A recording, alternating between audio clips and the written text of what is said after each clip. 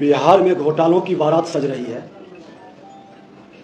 ऐसा लग रहा है कि चारा घोटाला, अलकतरा घोटाला सहित लैंड फॉर जॉब घोटाला, मेधा घोटाला, IRCTC घोटाला के बाद एक बड़ी घोटाला का शुभारंभ फिर से हो रहा है। वह है नियुक्ति घोटाला, बहाली घोटाला। और ये बहाली घोटाला लोकतंत्र के, राज्य के सबसे बड़े मंदिर विधानसभा में होने जा रहा है। अभी आप 1600 करोड़ का एम्बुलेंस के टेंडर घोटाला को देखा।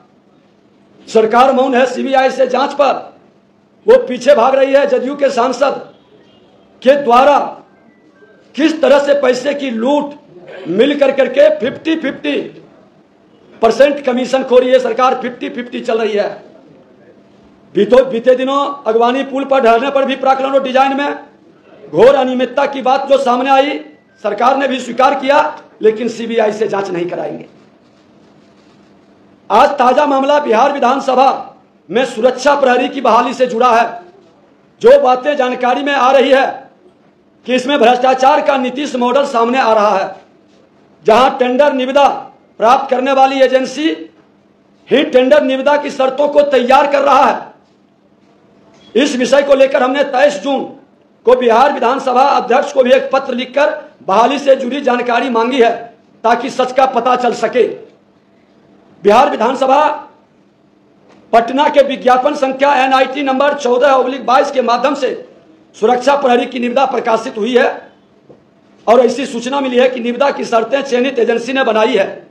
विधानसभा सचिवालय द्वारा एजेंसी का चयन भी मनमाने और भेदभावपूर्ण रूप से किया गया है। एजेंसी को कार्य आवंटन के पश्चात निविदा शर्तों में सुधार किया गया, जो कि ऐसा नियम नहीं है, ऐसा कहीं नहीं होता है। जैसे विज्ञापन में जितना सुरक्षा राशि एजेंसी से जमा करानी थी, उसे अंतिम चयन के बाद बदलकर कम कर दिया गया। सुनने में तो आया है कि 72 लाख रुपया जमा करना था, उसको बदलकर 12 लाख कर दिया। आपने प्रारंभ में 72 लाख इसलिए रखा था कि और लोग नहीं आ सके, लोगों को रोकने के लिए, पारदर्शिता छुपाने के लिए, और बाद में आपने 12 लाख कर दिया। लोग बता रहे हैं ऐसा अधिकार किसने दिया है आपको, ताकि जो ये NIT की शर्तें बनाया वो उसमें अपना उतना स्पेस और जगह रखा, उसी को मिले और वही अपने हिसाब से बहाली घोटाला का खेल खेल सके। इस चयनित एजेंसी को कार्य प्रारंभ से समाप्ति तक अलग अलग कार्यों के लिए अलग अलग समय पर भुगतान के प्रावधान की शर्तों को भी बदल दिया गया, पहले जो निकला था, और पूरी प्रक्रिया बदलकर एक मुश्त भुगतान करने का प्रावधान बना दिया गया। ये लगता है कि अब जंगल राज नहीं, गुंडा राज का हिसाब चल रहा है। नियमों की अवहेलना कर ऐसी अनियमितता पूरे भ्रष्टाचार की ओर इशारा कर रहा है। और जो सूचना मिली है कि चयन के लिए जो समिति गठित हुई है वह भी नियमानुकूल नहीं है। एक व्यक्ति को भी उस समिति में रखा गया है, वह व्यक्ति जिनका आचरण पूर्व में भी संदेहास्पद रहा है। इनमें से कईयों के भाई भतीजे रिश्तेदार पूर्व से ही पक्षपातपूर्ण तरीके से नियुक्ति होकर कार्य कर रहे हैं। पूर्व के विधानसभा में भी जो नियुक्ति हुई थी, ये कमेटी, जो चयन कमेटी में मेंबर थे, वो अपने भाई भतीजा रिलेटिव को खुद चयन समिति में है और खुद अपने भाई भतीजा रिलेटिव को चयनित किए हैं। जब हम विधानसभा अध्यक्ष थे, आपत्ति हमने किया है और हमने फाइल पर लिख दिया था कि पहले की बहाली घोर अनियमितता का शिकार है, आगे से इस तरह की प्रक्रिया नहीं अपनाई जाए। और चयन कमेटी जब बने तो विपक्ष और सत्ता पक्ष के लोग के बैठक करके एक पारदर्शी और नहीं तो एक उचित एजेंसी जो ईमानदारी पारदर्शिता के साथ चयन करे, उसके जिम्मे देना चाहिए। अपने कर्मचारी चयन आयोग है, BPSC है, कई इस तरह की व्यवस्था है, आखिर उससे बहाली क्यों नहीं? और बहाली के लिए चयनित एजेंसी को कार्य का अनुभव भी नहीं है, यह भी घोर आश्चर्य है। अनुभवहीन एजेंसी को बहाली के लिए दिया गया है, ताकि सत्ता में बैठे लोगों के इशारे पर जैसे वो चाहे उस तरह से बहाली करे। पूर्व में भी सभी काम पूरा नहीं कर पाने के विरुद्ध इनके ऊपर कार्रवाई भी चल रही है। पहले भी कहीं इस तरह के ये प्रयास किए थे, वहां पे कार्रवाई का इन पर आरोप भी लगा हुआ है। उसके बाद भी इस एजेंसी को दिया गया है, और ऐसे एजेंसी को देना, ये दाल में काला नहीं, पूरी दाल काली है।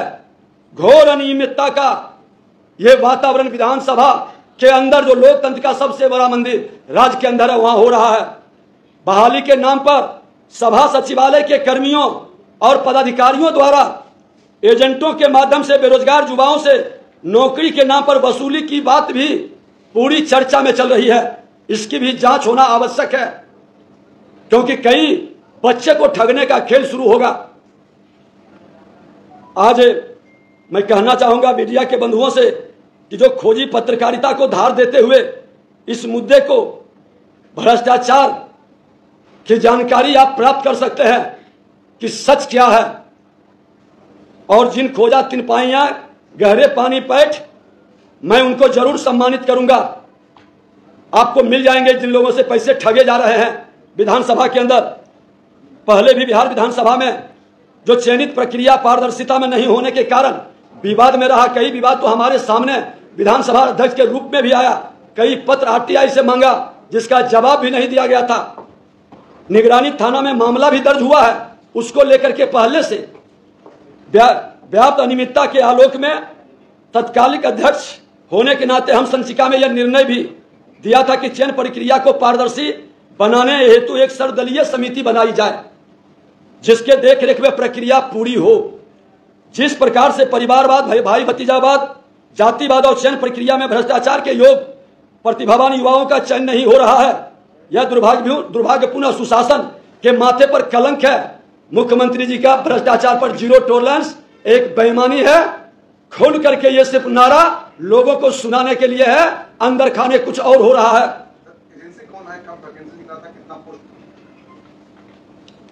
आपको ये जानकारी दे दें कि कलकत्ता की एजेंसी है, ये NIT नंबर 14/22 है। आप निकाल करके इसको देख लेंगे, और वो डिटेल भी मैं व्हाट्सएप पर डाल देता हूं, पूरा डिटेल भी, पूरी जानकारी भी इसके संदर्भ में आप वहां के सेक्रेटरी से, अध्यक्ष से प्राप्त कर सकते हैं। हम बता दें, आपको भेज देते हैं। वो कलकत्ता की कंपनी है, बड़ी नई कंपनी है।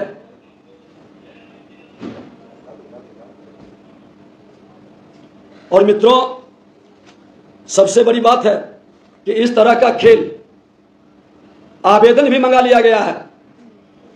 ये तो कुछ लोगों ने हमें जानकारी दी है, जो प्रेस मीडिया के माध्यम से हमने कहा है कि भ्रष्टाचार से संबंधित जानकारी आप हमें उपलब्ध कराएं। तो बिहार के प्रतिभा को बचाने वाले कुछ लोगों ने ये डिटेल लाया है, और इस डिटेल की जानकारी, इसकी जांच की हम मांग करते हैं। ये पूरी प्रक्रिया को रद्द करके पारदर्शिता के साथ बहाली का उचित BPSC कर्मचारी आयोग पारदर्शिता के साथ इसकी बहाली हो, और इसका डिटेल हम आपको उपलब्ध करा देंगे। NIT में बदलाव का किसी को अधिकार नहीं है, और यह बदलाव हुआ है तो गलत है। उस बदलाव का हम घोर विरोध करते हैं। इसकी जांच की भी जरूरत है। इसमें जो लोग संलिप्त हैं उनका पिछला भी इतिहास, भूगोल जांचा जाए। उनके संबंधी कितने लोग विधानसभा में इसी तरह की एजेंसी से बहाल हुए हैं, उसकी भी जांच आवश्यक है। और मैं कह देना चाहता हूं कि सरकार अगर जो इन लोगों को बचाने का खेल खेलेगा या इस तरह का बचाव करेगा, तो फिर हम PIL कराएंगे, कोर्ट के अंदर लोग जाएगा। प्रतिभा का हनन नहीं होने देंगे। मैं चाहता हूं बहाली हो, मैं चाहता हूं कि प्रतिभा का सम्मान हो, लेकिन चचा भतीजावाद कर करके पैसे की वसूली और प्रतिभा का हनन मैं कतई स्वीकार नहीं करूंगा। विजय जी, कल जो मीटिंग हुई उसमें लालू प्रसाद यादव ने कहा कि मैं ठीक हो गया हूं, बीजेपी को ठीक कर दूंगा। आपको एजेंसी के बारे में हम बता देते हैं। उसका एजेंसी कलकत्ता की एजेंसी है, ये जानकारी है। उसका डिटेल निकाल करके, हाँ बताइए, इसी से जुड़ा हुआ विषय आज।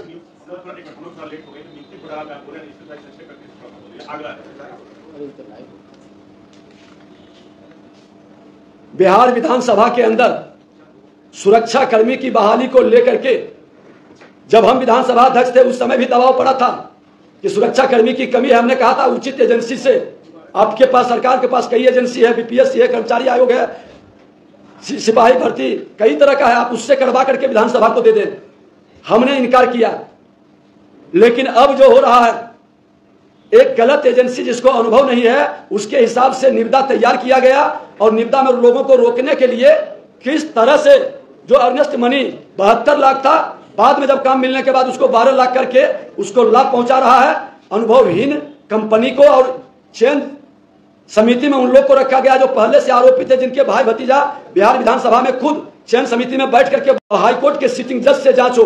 ये सरकार बचाने का खेल खेलेगा तो पीआईएल के द्वारा प्रतिभा का हनन करने के लिए, क्योंकि ये भाई भतीजावाद के माध्यम से विधानसभा में जो ये भरने का प्रयास करेंगे वो कतई हम स्वीकार नहीं करेंगे। अभी बहाली में चल कितनी ज्यादा रही है, जदयू की या आरजेडी? सीधे क्या तो नीतीश जी की लालू? मैं तो बता दिया 50-50 का कमीशन खोरी है और दोनों मिलकर के एक सूत्रीय अभियान है। हर निविदा के अंदर सिर्फ कमीशन खोरी, घोटाला, पार्टनरशिप। पहले कमीशन लिया जाता था, अब तो सीधे उसमें पार्टनरशिप का रोल अदा किया जा रहा है। अब कमीशन खोरी नहीं, 50-50 का शेयरदारी। ये व्यवस्था बिहार के अंदर खुल करके चल रही है। और आपने देखा है एम्बुलेंस घोटाला के अंदर तो सच सामने आ गया है। सत्ता में बैठे लोग और भ्रष्ट पदाधिकारी का भी प्रत्यक्ष अप्रत्यक्ष इसमें भागीदारी है, इसलिए सीबीआई की जांच आवश्यक है। 10 महीने पहले आप सरकार में थे, तो इन सब बातों को संज्ञान में लाते थे? आपको जानकारी होना चाहिए कि बिहार विधानसभा अध्यक्ष के नाते एक बड़े घोटाला पर हमने विशेष कमेटी भी बनाया है और वो विशेष कमेटी का रिपोर्ट सदन पटल पर सरकार ने नहीं आने दी है और आज भी उस मामला को लटकाए हुए है। एक दूसरा कमेटी आरडब्ल्यूडी के अंदर भी हमने विशेष कमेटी बनाई थी, सत्ता में अध्यक्ष के नाते ही उसका भी रिपोर्ट सभा पटल पर नहीं आ सका। आपको जानकारी हो कि सत्ता में बैठने के बाद मुख्यमंत्री जी को मैंने कहा था कि आप ही के जो नीति है भ्रष्टाचार पर जीरो टॉलरेंस, वही तो मैं लागू कर रहा हूं।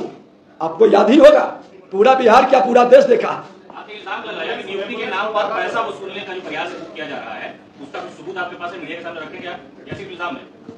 ये चर्चा में है और पूरी तरह से जो एजेंसी आई है नियम विरुद्ध, उसको जिस तरह से निविदा दे करके अर्नेस्ट मुनी को 72 लाख से 12 लाख करने का और कई तरह के चयन समिति में जिन लोगों का लेना, ये सारा प्रूफ करता है कि घोर अनियमितता है। और जिन बच्चों से पहले भी पैसा लिया गया उसका केस भी थाने के अंदर दर्ज हुआ है और मामला जो आएगा इसको और हम विस्तार से पूरे डिटेल से आप लोगों को उपलब्ध कराएंगे, क्योंकि अभी तत्काल में सरकार इसको रोके, सीबीआई से जांच कराए, क्योंकि बच्चे का जब पैसे की ठगी हो जाएगा और ये रिजल्ट निकाल देंगे तो फिर उस गरीब उजड़ जाएगा।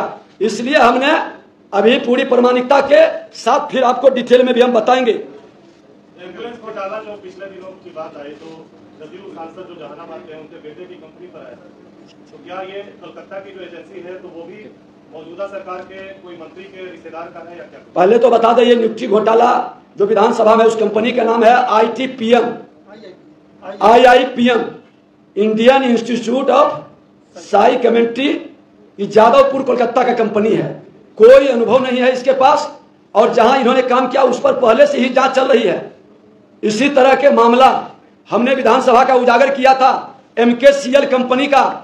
MKCL कंपनी स्किल डेवलपमेंट के लिए, KYP सेंटर के लिए पूरी तरह से कई 100 करोड़ का घोटाला किया है और उस पर उड़ीसा में घोटाला का भ्रष्टाचार के कारण सीबीआई की जांच चल रही थी। उसके बाद भी यहां काम दे दिया गया था। उसी पर हमने विशेष कमेटी विधानसभा में गठित किया था और आज तक सभा पटल पर रिपोर्ट नहीं आने दिया। और आपको जानकर के आश्चर्य होगा कि जब सरकार बदली और हम इस्तीफा दिए, उसके बाद उस कमेटी का पुनर्गठन करके लीपापोती करने का खेल शुरू हुआ है। यह भ्रष्टाचारी सरकार हर भ्रष्टाचार को अपने भ्रष्ट पदाधिकारी के माध्यम से छुपाना चाहता है, लेकिन भारतीय जनता पार्टी इनके भ्रष्टाचार को हम लोगों तक पहुंचाएंगे। और ये भ्रष्टाचारियों की जमात विपक्षी एकता नहीं, भ्रष्टाचारी एकता के माध्यम से भटकाना चाहता है। वो कतई हर हफ्ते हमारे पास जो भी सूचना आएगा, बिहार के जो भी हितैषी, बिहार के शुभचिंतक हैं, बिहार के भावी पीढ़ी नौजवानों के प्रतिभा को बचाने वाले, चाहे प्रशासनिक पदाधिकारी हो, चाहे शासन में बैठे लोग हो, चाहे सामाजिक कार्यकर्ता हो, जो भी रिपोर्ट भ्रष्टाचार से संबंधित उपलब्ध कराएंगे हम आपके सामने रखेंगे। इस भ्रष्टाचारी सरकार बड़े भाई छोटे भाई के भ्रष्टाचार को उजागर करके बिहार की रक्षा के लिए अंतिम दम तक लड़ाई लड़ेंगे। आज का विषय ये बहुत प्रतिभा का आनंद है, इसको सबको अपनी जिम्मेवारी निभानी चाहिए।